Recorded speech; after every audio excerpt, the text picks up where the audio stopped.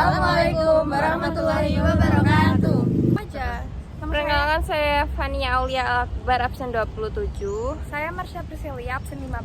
Saya Geisha Nadra Zain, absen 8. Saya Marsha Ramadhani, absen 16. Saya Marza Alicia, absen 17. Naila Fairuz, absen 21. Bye-bye, selamat menonton.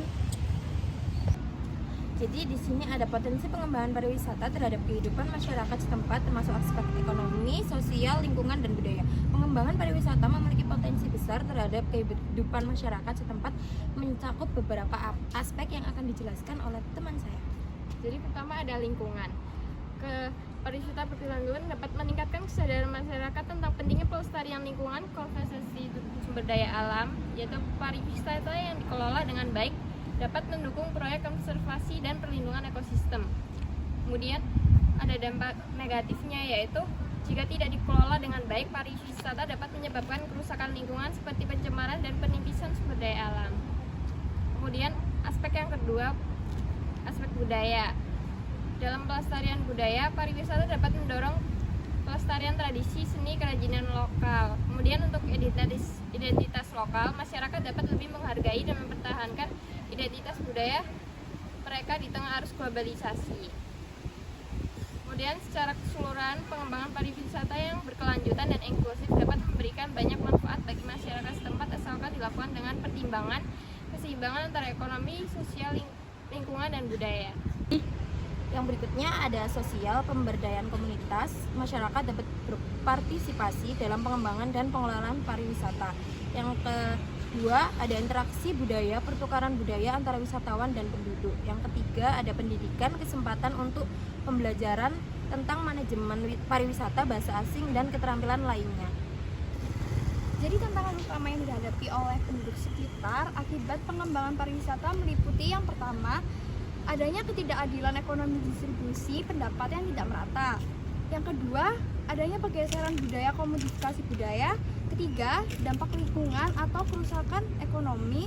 Dan keempat, adanya perubahan sosial atau konflik sosial. Kelima, masalah infrastruktur, keterbatasan fasilitas. Yang keenam, adanya ketidakpastian pekerjaan musiman.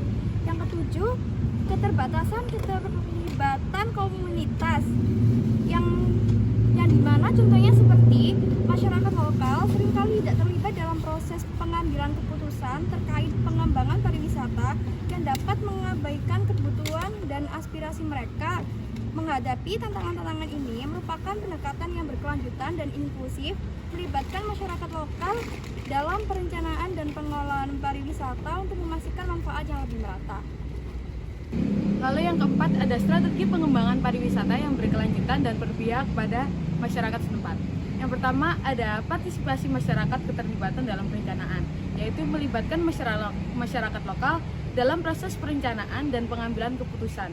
Lalu yang kedua ada pengembangan produk wisata berbasis komunitas, yaitu dengan festival lokal, ekowisata, atau kerajinan tangan dan kuliner lokal. Yang ketiga ada pemasaran yang berkelanjutan, seperti branding lokal dan promosi digital. Lalu yang nomor 4 ada infrastruktur yang ramah lingkungan, seperti menggunakan pembangunan berkelanjutan dan transportasi berkelanjutan, seperti menyediakan jalan sepeda dan transportasi umum yang efisien. Lalu yang nomor 5 ada pengelolaan sumber daya alam, konservasi lingkungan, yaitu dengan melindungi ekosistem dan sumber daya alam yang menjadi daya tarik wisata.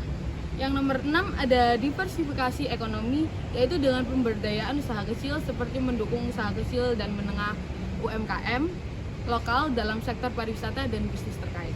Yang nomor 7 monitoring dan evaluasi, seperti sistem pemantauan dan feedback dari masyarakat. Upaya untuk memperhatikan keberlanjutan lingkungan, pemberdayaan ekonomi lokal, serta pelestarian dan promosi budaya lokal. Yang pertama, keberlanjutan lingkungan, pengelolaan sumber daya alam, yaitu dengan melakukan konservasi sumber daya alam melalui program reboisasi, perlindungan habitat, dan pengelolaan air yang efisien. Yang kedua, pemberdayaan ekonomi lokal dukungan untuk UMKM, berikan pelatihan dan akses ke modal bagi usaha mikro kecil, menengah, UMKM di sektor pariwisata seperti homestay dan restoran lokal. Yang ketiga, pelestarian dan promosi budaya lokal. festival dan acara budaya, yaitu diselenggarakan festival budaya seni dan kuliner untuk memperkenalkan budaya lokal kepada wisatawan dan meningkatkan kesadaran masyarakat.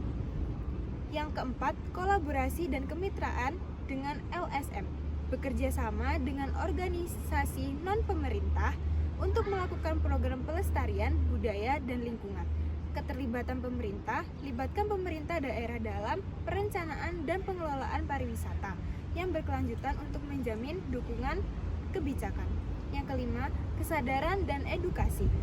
Kampanye kesadaran, luncurkan kampanye kesadaran lingkungan dan budaya untuk wisatawan dan penduduk lokal, menekankan pentingnya pelestarian dan praktik berkelanjutan.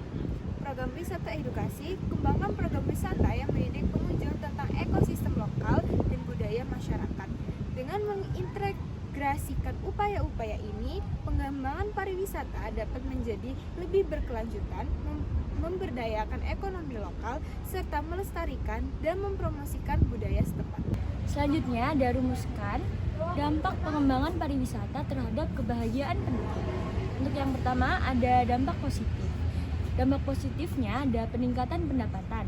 Pengembangan pariwisata dapat meningkatkan pendapatan masyarakat melalui lapangan kerja baru dan peluang bisnis yang berkontribusi pada kesejahteraan ekonomi. Selanjutnya ada pemberdayaan komunitas, yaitu keterlibatan masyarakat dalam pengelolaan pariwisata dapat meningkatkan rasa memiliki dan kebanggaan yang berkontribusi pada kebahagiaan.